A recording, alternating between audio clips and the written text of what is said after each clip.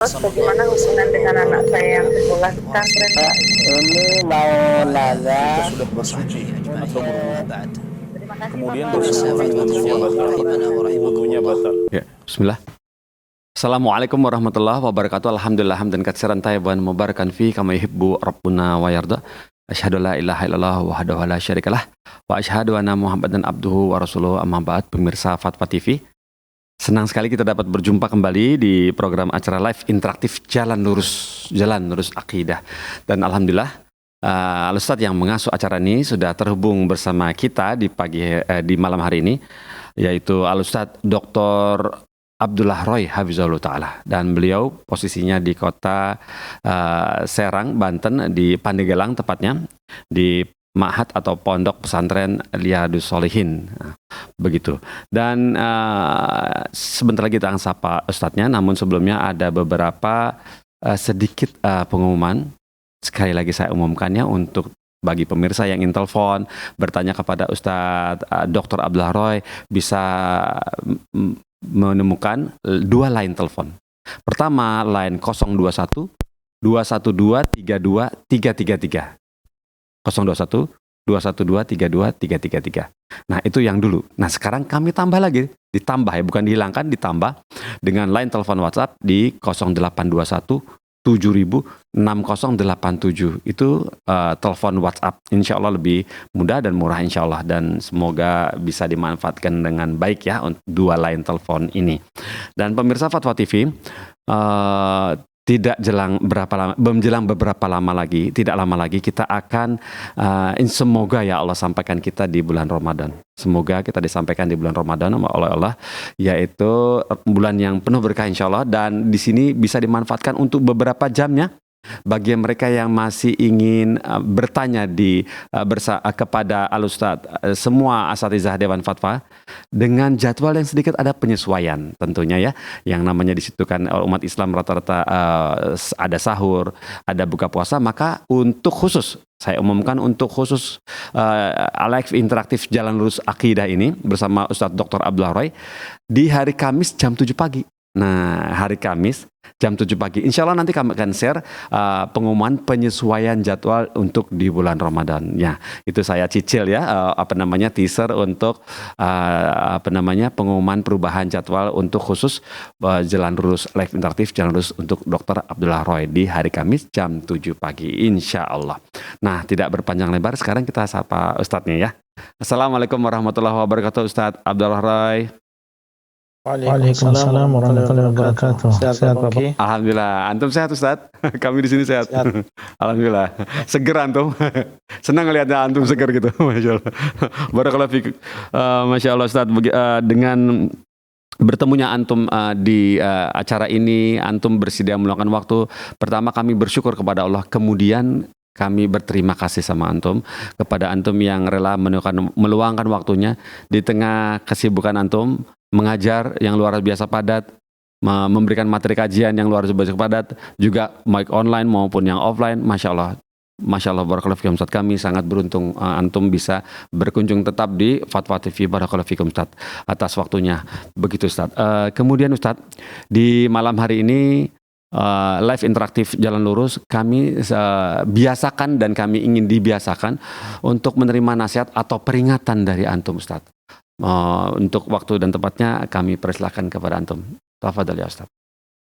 Nah, Bismillahirrahmanirrahim. Alhamdulillah, wassalatu wassalamu ala Rasulillah wa ala alihi wa sahbihi wa man walah.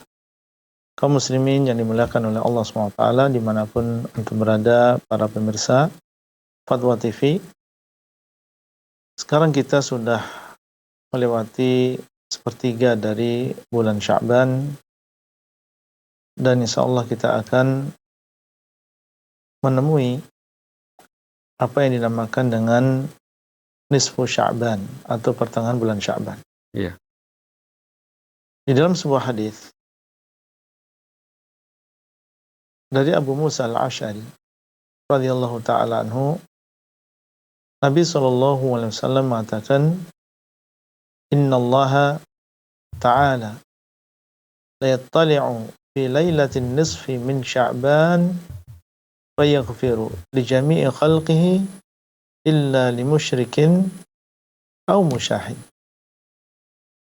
Sesungguhnya, kata beliau, sesungguhnya Allah Subhanahu wa taala akan melihat di malam nisfu Sya'ban, yaitu malam tanggal 15 Sya'ban. Malam tanggal 15 Sya'ban. Besok tanggal 15 misalnya, maka malam ini dinamakan dengan malam nisfu Sya'ban. Allah akan melihat di malam tersebut. Maka Allah SWT akan mengampuni kepada seluruh. Di malam tersebut Allah SWT akan mengampuni kepada seluruh makhluknya. Tentunya ini adalah sesuatu yang ditunggu-tunggu oleh seorang hamba yang takut atas dosa-dosanya. Allah SWT akan mengampuni seluruh makhluknya. Illa, tapi beliau SAW mengecualikan. Di sana ada orang-orang yang di malam tersebut tidak mendapatkan keutamaan yang besar ini. Beliau mengecualikan 2 orang. Dan jangan sampai kita termasuk 2 orang tersebut. Yang pertama adalah illa limusyrikin. Kecuali untuk orang musyrik. Maka mereka tidak mendapatkan keutamaan yang besar ini. Mereka adalah orang yang menyekutukan Allah dan tidak bertobat dari dosa syirik ini. Dalam keadaan dia musyrik, dalam keadaan dia kafir, masuk di dalamnya adalah ahlul kitab yang mereka kufur dengan sebab mereka mendustakan Rasulullah SAW dan tidak beriman dengan beliau. Masuk di dalam ucapan beliau illa limusyrikin, seluruh orang-orang yang mereka bukan orang Islam. Maka mereka dengan sebab kesyirikan, kekufuran, kenifakan tidak mendapatkan keutamaan yang besar. Semoga Allah SWT menjaga kita, menjaga keislaman kita, dan menjauhkan kita dan juga keluarga kita dan orang-orang yang kita cintai dari kesyirikan.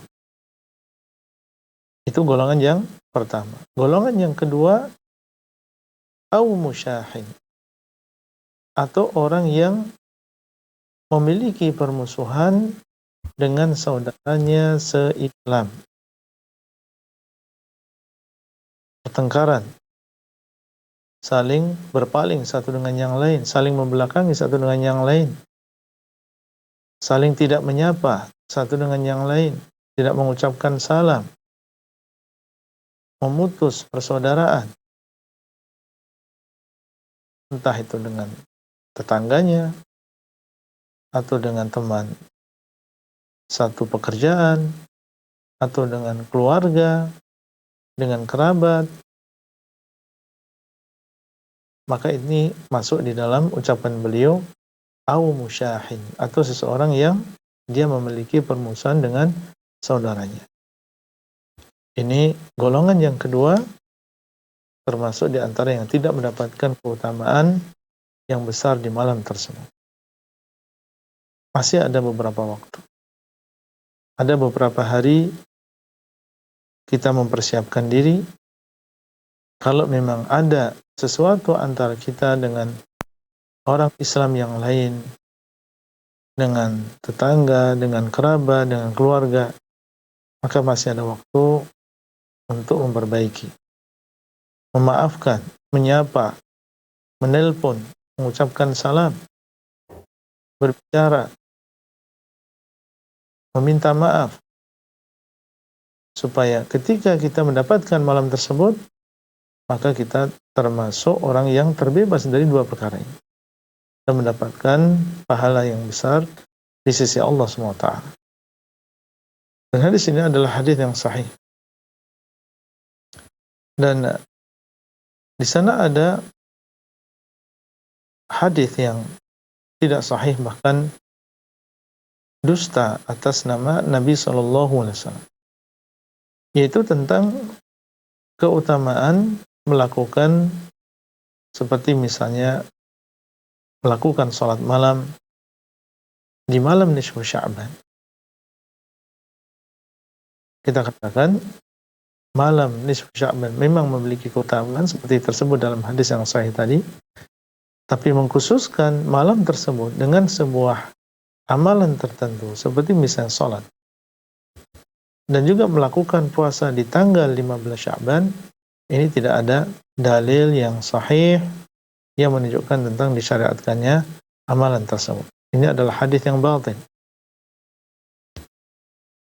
Di sana ada hadis yang dusta, yang maudhu', dusta atas Nabi SAW, disandarkan kepada Nabi SAW, yaitu yang berbunyi di antaranya adalah idza kanat lailatun nisfi min Sya'ban faqumu lailataha wasumu yaumaha. Apabila datang malam tanggal 15 Sya'ban, pertengahan Sya'ban, maka hendaklah kalian melakukan salat malam di malam tersebut dan berpuasa di harinya itu tanggal 15 Sya'ban. Fa innallaha tabaraka wa ta'ala yanzilu fiha li ghurubi syamsi ila sama'id dunya. Karena Allah SWT turun di malam tersebut semenjak tenggelamnya matahari ke langit dunia. Fa yaqul ala min mustaghfirin faghfirullah.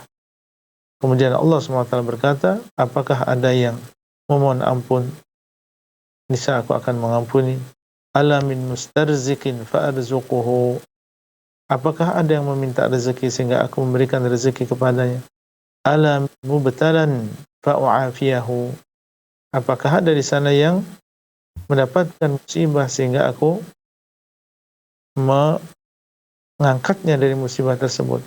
Ala kada hatta yatla'a al-fajr.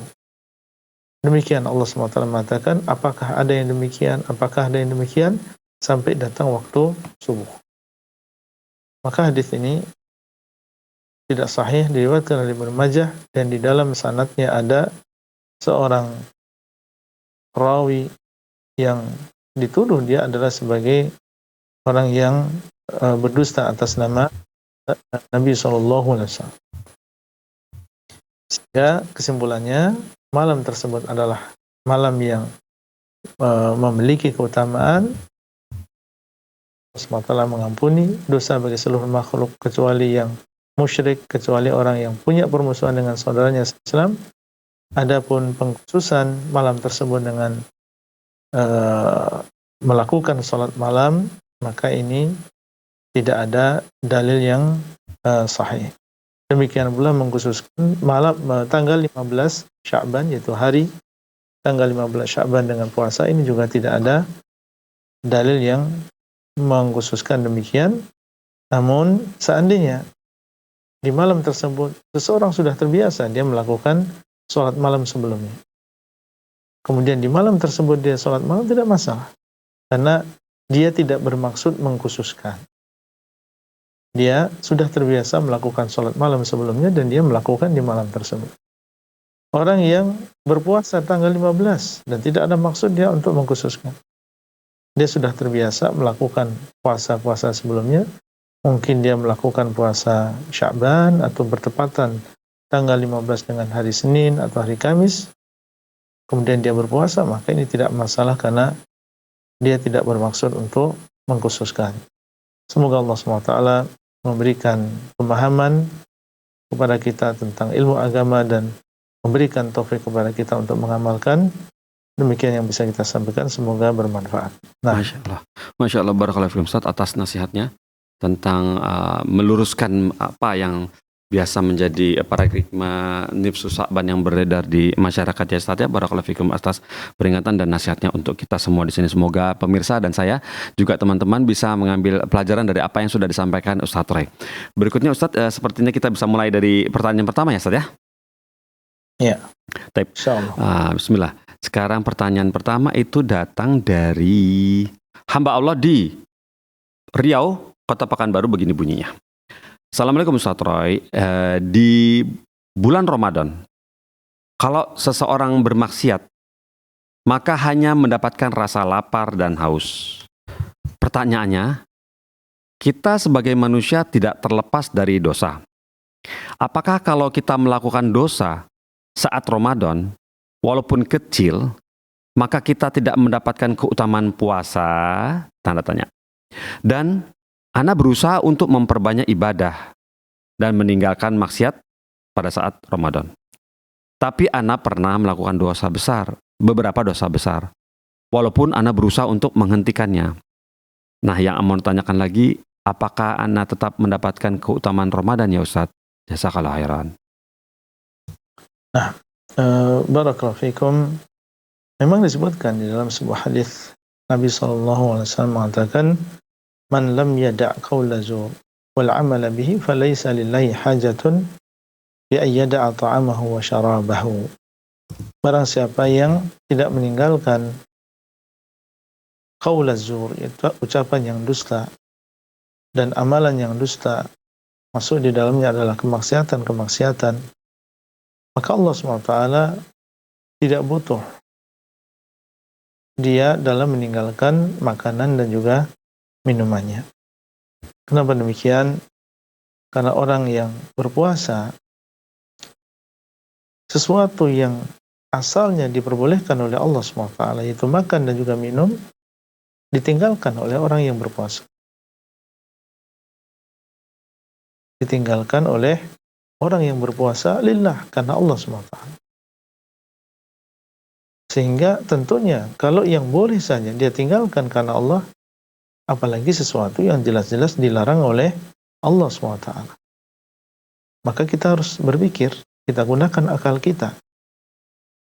Yang boleh saja kita tinggalkan karena Allah, lalu bagaimana dengan sesuatu yang memang dari asal yang diharamkan oleh Allah SWT? Bagaimana seseorang di dalam puasanya, dia masih bermudah-mudahan di dalam kemaksiatan. Sehingga Allah SWT disebutkan oleh Nabi SAW tidak butuh dia dengan puasanya, dengan dia meninggalkan makanan dan juga minuman. Karena hikmah dari berpuasa adalah, maksudnya kalau kita terbiasa meninggalkan sesuatu yang diperbolehkan karena Allah, tentunya yang diharamkan lebih kita tinggalkan. Nah, ini kok malah tetap dia bermudah-mudahan di dalam melakukan dosa ketika berpuasa. Iya. Dan apa yang disebutkan, bukankah kita adalah manusia yang dikatakan oleh Nabi SAW, kullu ibni Adam khata' wa khairul khata'in at-tawwabun. Setiap anak Adam adalah sering berdosa, dan sebaik-baik orang yang sering berdosa adalah orang yang bertobat kepada Allah SWT. Kita katakan sahih. Dan tidak ada pertentangan antara ini dengan hadis tersebut.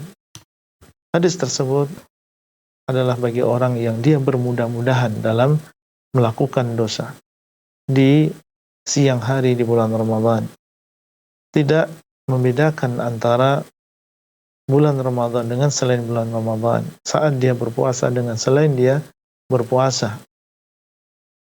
Maka orang yang demikian, yang terancam, dia tidak mendapatkan di dalam puasanya kecuali lapar dan juga dahaga saja. Sah puasa yang dilakukan, menggugurkan kewajiban, tetapi untuk pahala dia tidak mendapatkan, hanya mendapatkan lapar dan juga dahaga.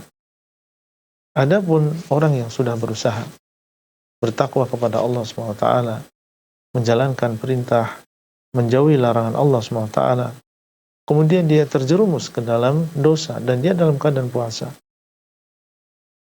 Dan orang yang seperti ini biasanya dia langsung cepat dia beristighfar. Langsung dia bertobat kepada Allah SWT. Memperbanyak memohon ampun kepada Allah SWT. Maka orang yang demikian kita berharap semoga dia masih utuh mendapatkan pahala dari Allah SWT. Karena seperti yang disebutkan, bahwasanya kita tidak terlepas dari dosa meskipun kita dalam keadaan berpuasa. Iya. Ittaqillaha haitsu ma kunta. Hendaklah engkau bertakwa kepada Allah dimanapun engkau berada. Wa atbi'is sayyi'ata al-hasanata tamhuha, dan ikutkanlah yang namanya kejelekan dengan kebaikan yang akan menghapuskan kejelekan tersebut. Dan di antara yang bisa menghapuskan kejelekan adalah bertobat, beristighfar kepada Allah SWT.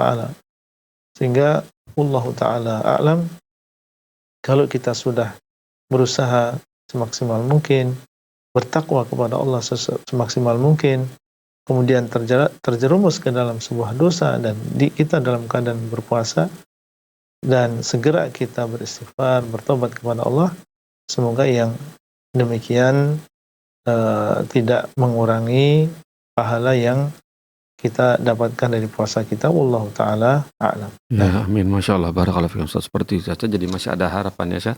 Yang penting segera bertobat. Berikutnya Ustaz, pertanyaan datang dari Muhammad Saufi bin Bukhari Muslim. Masya Allah. Muhammad Saufi bin Bukhari Muslim di Kalimantan Selatan, Kabupaten Banjar. Begini bunyinya pertanyaannya. Assalamualaikum warahmatullahi wabarakatuh Ustadz Rai. Ustadz dan para jamaah semoga Allah Subhanahu wa taala berikan berkah ke kita semua kaum muslimin dan muslimat. Ustadz, izin bertanya, apakah boleh kita berniat sebelum Ramadan untuk bisa sholat tarawih full dan khatamul Quran full di bulan Ramadan, dan berniat juga puasa Syawal? Sekian dan terima kasih. Jazakallah khairan katsiran. Wassalamualaikum warahmatullahi wabarakatuh. Baik Ustaz, seperti itu. Nah, justru inilah yang kita dorong dan kita inginkan juga untuk diri kita sendiri. Kapan lagi kita memiliki niat-niat yang baik seperti ini? Memang bulan Ramadan ini adalah bulan beribadah, bulan mendekatkan diri kepada Allah SWT.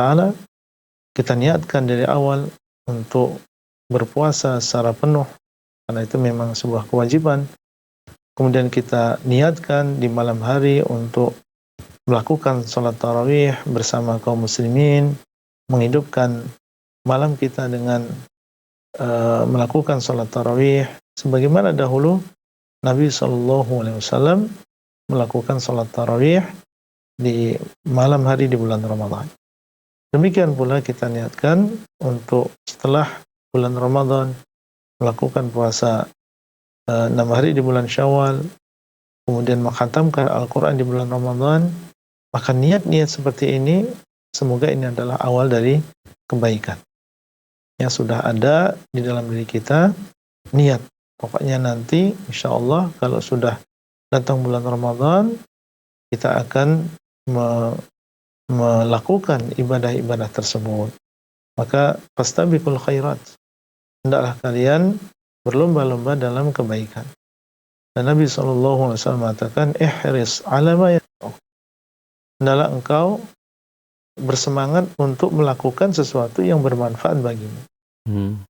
Dan di antara yang bermanfaat tentunya adalah amal soleh. Kita disuruh untuk bersemangat, berniat, bertekad.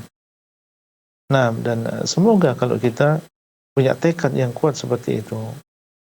Kemudian la qadarallah, ternyata sebelum Ramadan Allah SWT memanggil kita.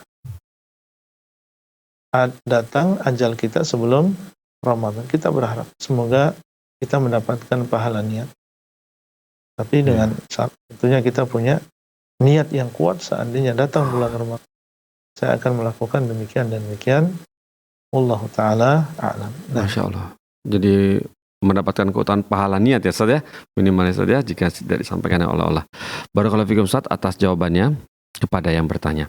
Kemudian ini pertanyaan berikut. Oh, ada telepon masuk. Coba kita sapa nih sekarang. Assalamualaikum Fatwa TV. Ya. Assalamualaikum warahmatullahi wabarakatuh Ustaz Abdul Rai. Ya, waalaikumsalam warahmatullahi wabarakatuh. Bapak Multazam di Tangerang, betul? Iya betul. Silakan pertanyaannya disampaikan. Assalamualaikum warahmatullahi wabarakatuh Ustaz. Waalaikumsalam warahmatullahi wabarakatuh. Ahlan Pak Multazam. Barakallahu fikum Ustaz. Waalaikum barakallah. Tafadhal. Afwan Ustaz, izin bertanya terkait ini Ustaz. Sholat subuh di tempat anak kan ada kunut subuh itu Ustaz. lazimkan begitu Ustaz. Terus kita sebagai makmum apakah mengangkat tangan terus mengaminkan, karena Ana melihat atau mendengar pendapat dari beberapa masyayikh dan asatid yang mengatakan tetap mengangkat tangan dengan berdalil adanya imam untuk diikuti. Begitu Ustaz. Mohon pencerahannya Ustaz. Saya bingung saya jadi Ustaz dengan mendengar dari penjelasan masyayikh dan asatid gitu Ustaz. Baik. Terima kasih sudah telepon ke Fatwa TV, Bapak Multazam di Tangerang. Jazakumullah khairan asal jawabannya Ustaz. Ya, iya. Terima kasih sudah telepon ke Fatwa. Telepon dulu Ustaz jawabannya. Pertama, permasalahan kunut subuh ini termasuk masail ijtihadiyah. Permasalahan-permasalahan yang menerima ijtihad. Terjadi perbedaan pendapat di antara ulama ahlus sunnah wal jamaah. Bukan antara ulama ahlus sunnah dengan ahlul bid'ah, tidak. Tapi di antara ulama ahlus sunnah wal jamaah terjadi perbedaan pendapat tentang masalah kunut subuh ini. Ya. Dan di antara ulama yang menyebutkan bahwasanya ini adalah termasuk masail ijtihadiyah adalah Syekhul Islam Ibnu Taimiyah rahimahullah. Ya.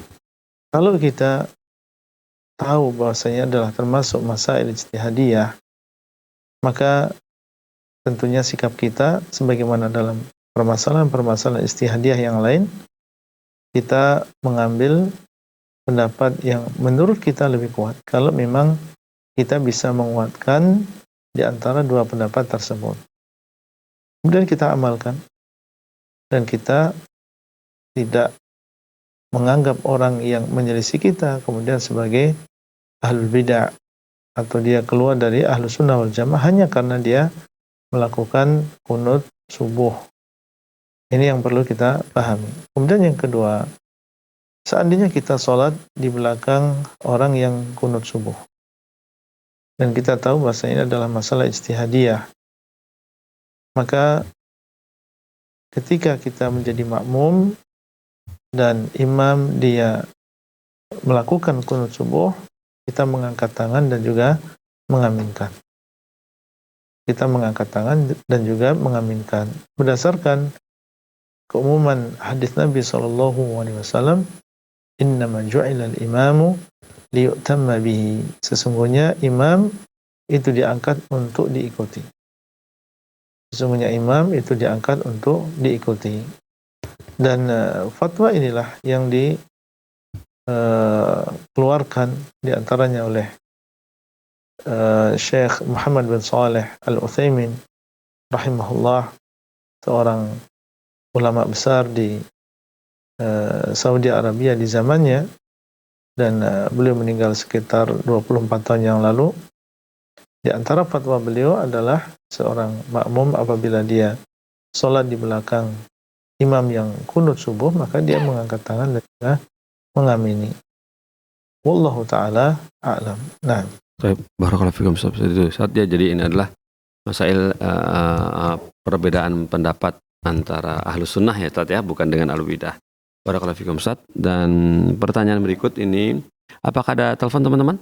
Baik, kita lanjut ke pertanyaan berikut.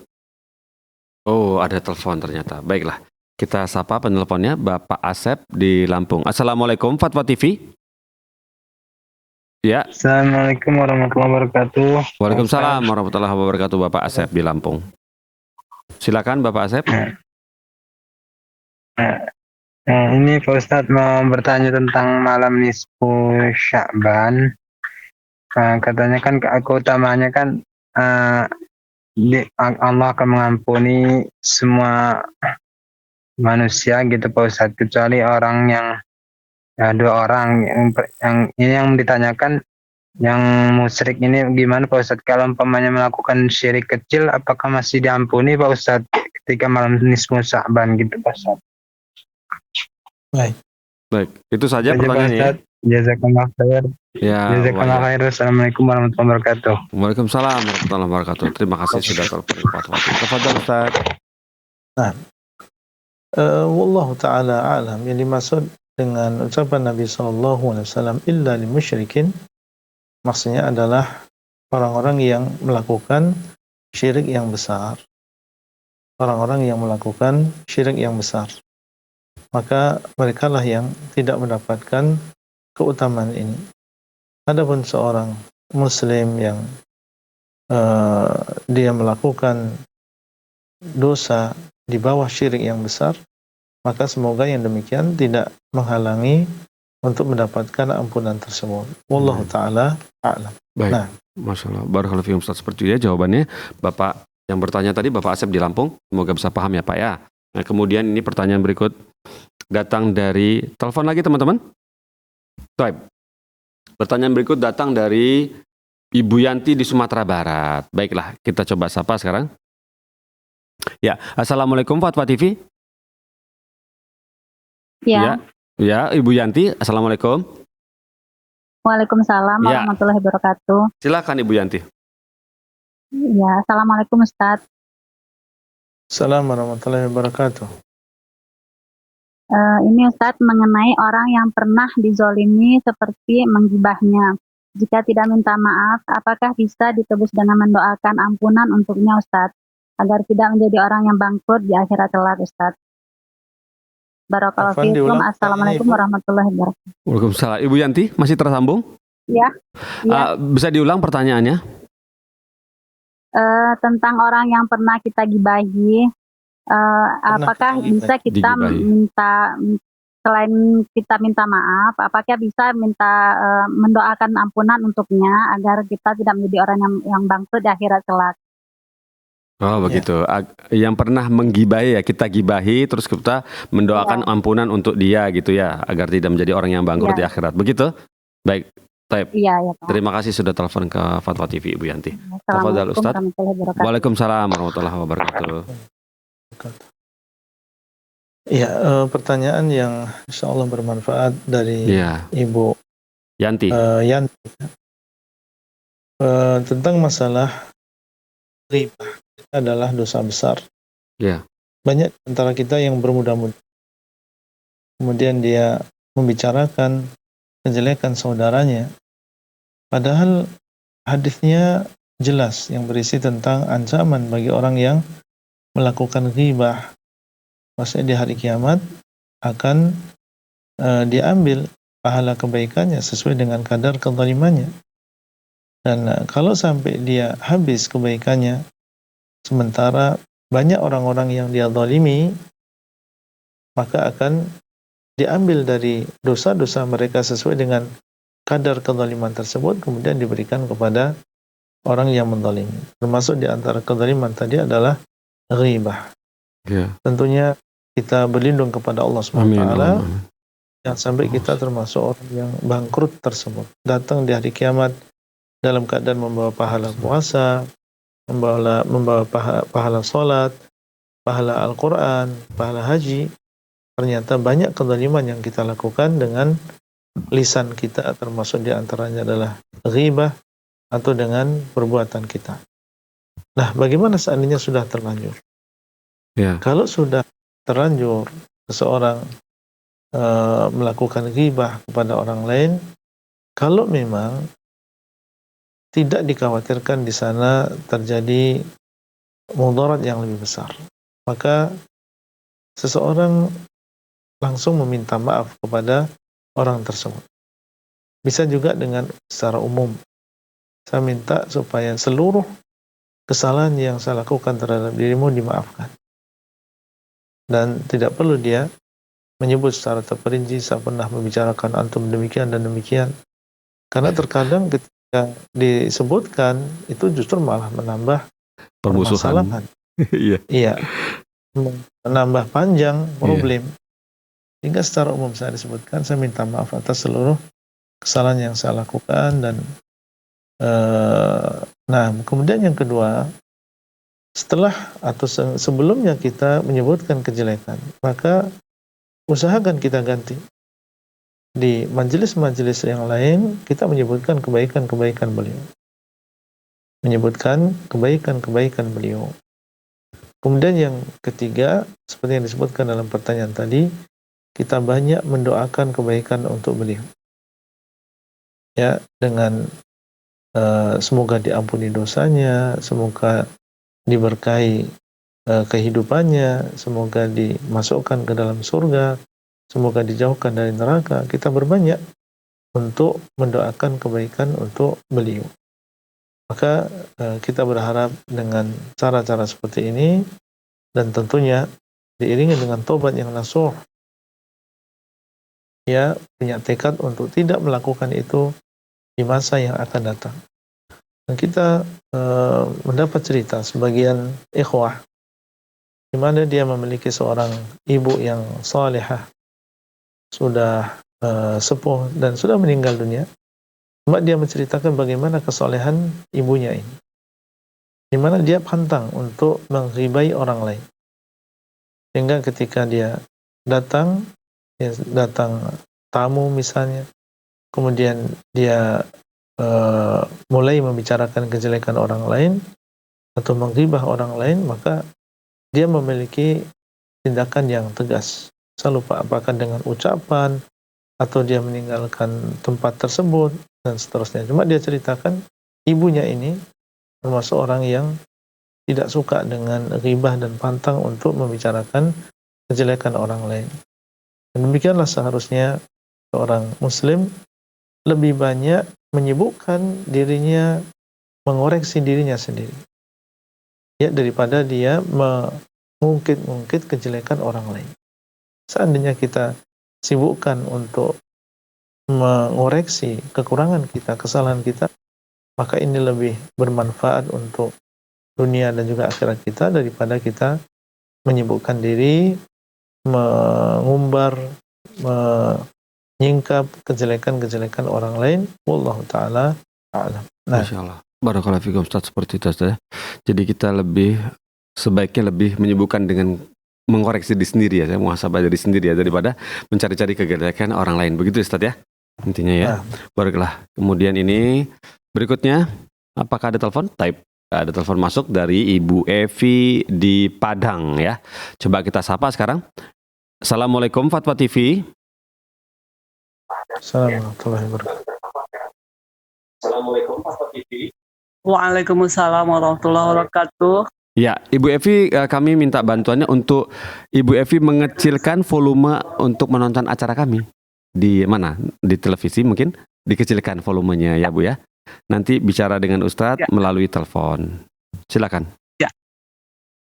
Assalamualaikum Ustadz. Assalamualaikum warahmatullahi wabarakatuh. Alhamdulillah. Bismillah. Bisa nyambung. Alhamdulillah. Izin bertanya Ustadz. Iya. Kami mendoakan Ustadz, terlebih dahulu kami mendoakan Ustadz serta kru dan keluarga besar dalam keadaan sehat afiat Amin. dan rahmat Allah dan lindungan Allah. Amin. Izin bertanya Ustadz,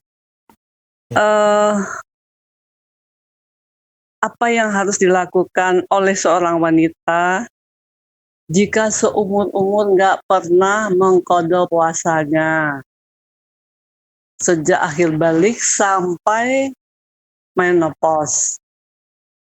Baik itu karena hamil, menyusui, atau datang bulan. Atau karena kebodohan atau situasi dan kondisi. Mohon nasihatnya Ustadz. Jazakallahu khairan. Baik. Wa iyaki Ibu. Terima kasih sudah telepon ke Fatwa TV. Tafadhal Ustadz. Barakallahu fikum. Semoga pertanyaan dari Bu Evi ini memang sesuatu yang sudah terjadi. Iya. Artinya memang ada di antara muslimah yang kejadiannya demikian. Ya. Kalau memang kejadiannya seperti itu, padahal yang namanya puasa ini adalah kewajiban. Ya ayyuhalladzina amanu kutiba alaikumus syiyamu kama kutiba alal ladzina min qablikum la'allakum tattaqun. Ini adalah sebuah kewajiban untuk kita semuanya. Dan Allah SWT mengatakan, فَمَنْ كَانَ مِنْكُمْ مَرِيضًا أَوْ عَلَى سَفَرٍ فَعِدَّةٌ مِنْ أَيَّامٍ أُخَرٍ. Maka barang siapa yang di antara kalian yang sakit atau dia safar, maka dia mengganti pada hari-hari yang lain. Termasuk di antaranya adalah seorang wanita yang dia meninggalkan puasa atau beberapa hari di bulan Ramadan karena hamil dan tidak mampu dia untuk berpuasa dalam keadaan hamil, atau dalam keadaan menyusui, tidak mampu dia berpuasa dalam keadaan menyusui, atau dia dalam keadaan haid yang memang tidak diperbolehkan dia untuk berpuasa, dan kalau dia berpuasa tidak diterima puasanya, maka dia harus menggantikan jumlah puasa yang dia tinggalkan. Dan pertanyaannya, lalu bagaimana seandainya semenjak dia balik, itulah yang terjadi. Dia menganggap itu adalah sesuatu yang karena kebodohan dia atau karena hawa nafsunya, sehingga dia tidak mengganti puasa tersebut. Maka wallahu a'lam, kalau memang keadaannya demikian, maka dia mengganti puasa tersebut. Dia mengganti puasa tersebut, dan diperkirakan berapa hari dia meninggalkan puasa tersebut. Ya, diperkirakan. Misalnya dalam biasanya haid ini 7 hari misalnya. Iya. Maka dia tidak berpuasa selama 7 hari. Kemudian diperkirakan berapa tahun sampai dia menyangka bahwasanya dia sudah menutupi jumlah puasa yang dia tinggalkan. Dia qadha sesuai dengan kemampuan dia. Dia qadha sesuai dengan kemampuan dia, dan maksudnya adalah kalau memang dia mampunya sekarang dia qadha misalnya setiap hari Senin dan Kamis atau 2 hari sekali dan seterusnya, dia hitung sampai akhirnya dia merasa bisa mengqadha seluruh puasa tersebut. Wallahu taala a'lam. Dan di sana ada kewajiban yang lain, yaitu seorang membayar fidyah. Orang membayar fidyah karena dia tidak mengqadha puasa sebelum datangnya bulan Ramadan setelahnya. Nah, ini juga dihitung berapa hari nanti dikali dengan kadar fidyah dari setiap puasa yang atau hari yang dia tinggalkan, yang dia tidak berpuasa di dalamnya. Wallahu taala a'lam. Ya. Baik Ustaz, barakallahu fikum Ustaz. Tapi intinya tetap harus diganti ya Ustaz ya? Diganti puasa ya Ustaz ya? Nah, tetap harus diganti, peraturan Allah tidak berubah. Barakallahu fikum Ustaz. Untuk ibu yang bertanya, semoga bisa dipahami ya Bu ya. Dan ini ada telepon lagi masuk dari Bapak Kadan di Cianjur. Coba kita sapa sekarang. Assalamualaikum Fatwa TV. Bapak Kadan di Cianjur, betul? Warahmatullahi wabarakatuh. Iya, waalaikumsalam warahmatullahi wabarakatuh Bapak Kadan. Iya Ustaz. Ya. Silakan. Assalamualaikum warahmatullahi wabarakatuh Pak Ustaz. Assalamualaikum warahmatullahi wabarakatuh. Izin bertanya tentang masalah hadis yang menyatakan bahwa barang siapa yang meninggal dalam keadaan berhutang puasa, maka keluarganya mengkodoknya Ustaz, menggantinya Ustaz, mempuasakannya. Yang dimaksud itu puasa apa Ustaz? Apakah itu puasa Ramadan, puasa qada Ramadan, atau puasa seperti puasa kafarah atau puasa nadar Ustaz? Puasa apa itu Ustaz? Nah. Baik. Ya. Bukan Ustaz. Assalamualaikum warahmatullahi wabarakatuh. Waalaikumsalam warahmatullahi wabarakatuh. Terima kasih Bapak Kadan sudah telepon ke Fatwa TV. Tafadhal Ustaz. Ya. Di dalam sebuah hadis Nabi SAW mengatakan, man mata wa alaihi siyam sama anhu waliyuhu. Barang siapa yang meninggal dunia dan dia memiliki kewajiban berpuasa, maka walinya berpuasa untuknya. Para ulama berselisih pendapat tentang man mata wa alaihi siyam. barang siapa yang berpuasa dan dia memiliki kewajiban, barang siapa yang meninggal dunia dan dia memiliki kewajiban berpuasa. Ada yang mengatakan umum, dia memiliki kewajiban berpuasa, masuk di dalamnya puasa Ramadan, puasa nadar, dan lainnya. Dan ada di antara ulama yang mengatakan bahwasanya ini adalah untuk puasa nadar. Oh, gitu. Barang siapa yang mati kemudian dalam keadaan dia punya hutang puasa nadar, maka walinya, yaitu ahli waris, merekalah yang mengganti puasa tersebut.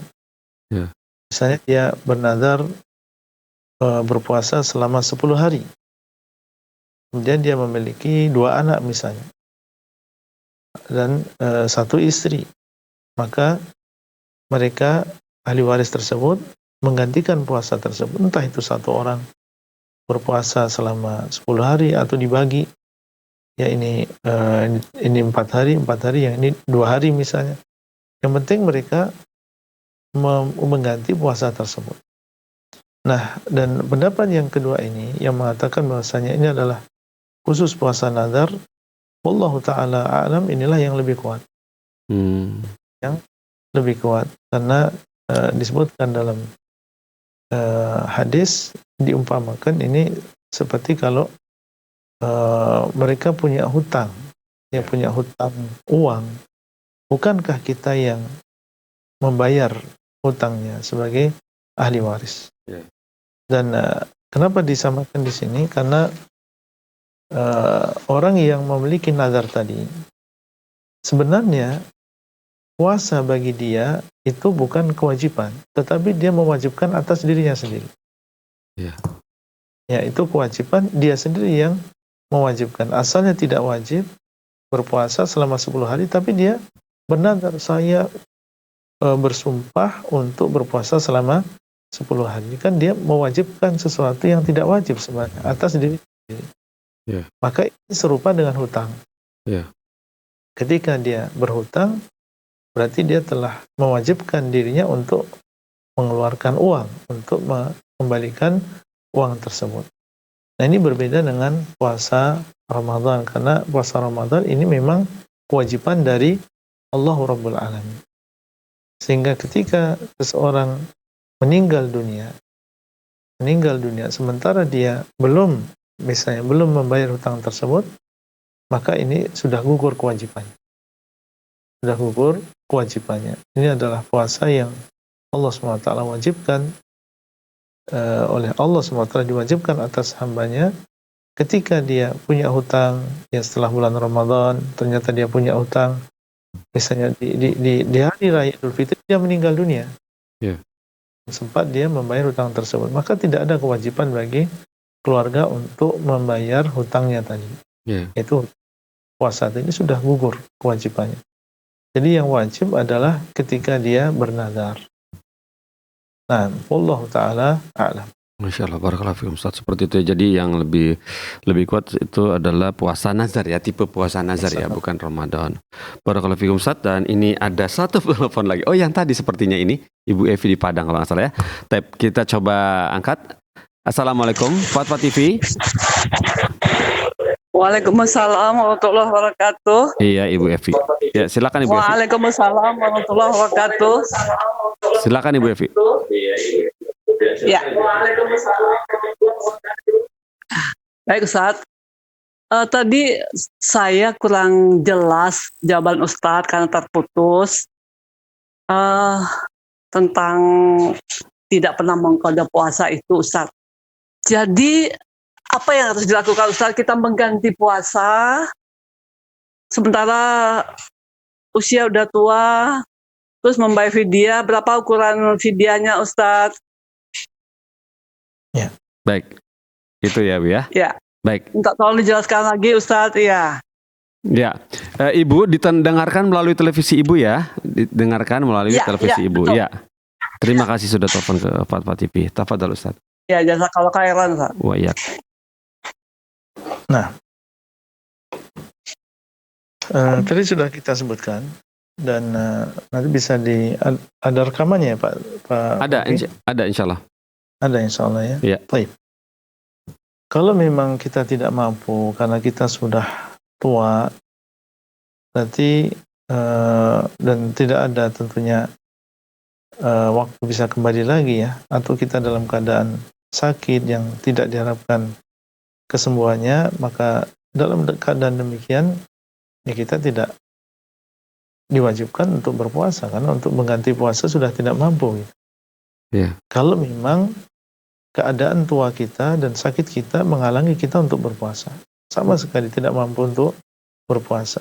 Iya. Dalam keadaan demikian, wallahu alam, kita mengganti dengan fidyah, yaitu dari setiap hari yang kita tinggalkan kita memberi makan satu orang miskin. Iya.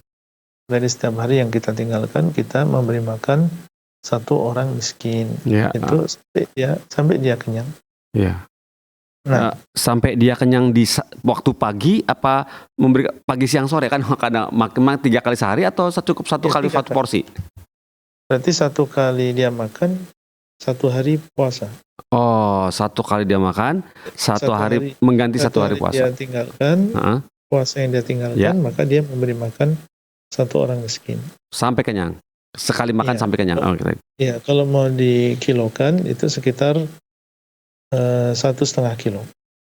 1,5 kilo bahan pokok. 1,5 kilo beras ya. Jadi seandainya kita memiliki atau di depan kita ada 30 orang miskin misalnya. Ya.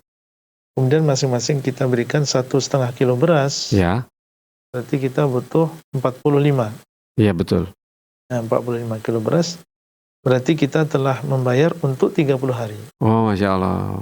Iya, untuk 1 bulan ya. Untuk 1 bulan. Iya, 1 bulan penuh. 1 hari yang dia tinggalkan 1,5 kilo beras. Oh, begitu. Bahan pokok ya, Ustaz ya? Bahan pokok. Bukan 1,5 kilo gula ya, Ustaz ya? Bukan ya? Bukan ya. 1,5 kilo beras. Beras ya, bahan pokok ya. Barakallahu fikum, Ustaz. Alhamdulillah. Semoga Ibu Evi di Padang tadi sudah jelas ya Bu ya, insya Allah sudah jelas ya, seperti itu. Jika memang ada sudah tua dan ada sakit yang menghalangi untuk berpuasa, maka tadi Ustaz Tora bilang memang tidak bisa ada ini uzurnya, maka sudah dapat uzurnya maka bisa mengganti dengan fidyah seberat 1,5 kilo bahan pokok, yaitu beras untuk 1 orang atau 1 hari yang ditinggalkan. Begitu ya Ustaz ya? Nah. Alhamdulillah, barakallahu fikum. Alhamdulillah Ustaz, dengan jawaban antum kepada Ibu Evi di Kota Padang, mentuntaskan acara kita sementara di malam hari ini. Barakallahu fikum Ustaz, atas semua ilmu yang sudah disampaikan, atas pencerahan yang sudah diberikan kepada kami semua. Semoga kita semua diberikan taufik oleh Allah untuk mengamalkannya Ustaz. Barakallahu fikum Ustaz semuanya Ustaz. Semoga Allah memberkahi ilmu yang dititipkan kepada antum. Barakallahu fikum Ustaz. Baik Ustaz. Acara ini boleh kami tutup Ustaz? Baik, silakan Pak. Alhamdulillah, barakallahu fikum. Pemirsa Fatwa TV, tuntas sudah malam hari ini acaranya. Semoga Allah pertemukan kembali kita di pekan depan. Insya Allah masih ada 1 atau 2 kali untuk di hari Rabu malam ya, sebelum berganti jadwal ke hari Kamis jam 7 pagi di bulan Ramadan bersama Al-Ustadz Dr. Abdullah Roy Hafizullah Ta'ala. Dan kita tutup malam ini dengan kafaratul majelis. Subhanallah wa bihamdik asyhadu an la ilaha illa anta wassalamualaikum warahmatullahi wabarakatuh. Ya Allah. Terus bagaimana hubungan dengan anak saya yang sekolah pesantren? Ini mau nanya. Sudah bersuci atau berwudu, kemudian bersentuhan dengan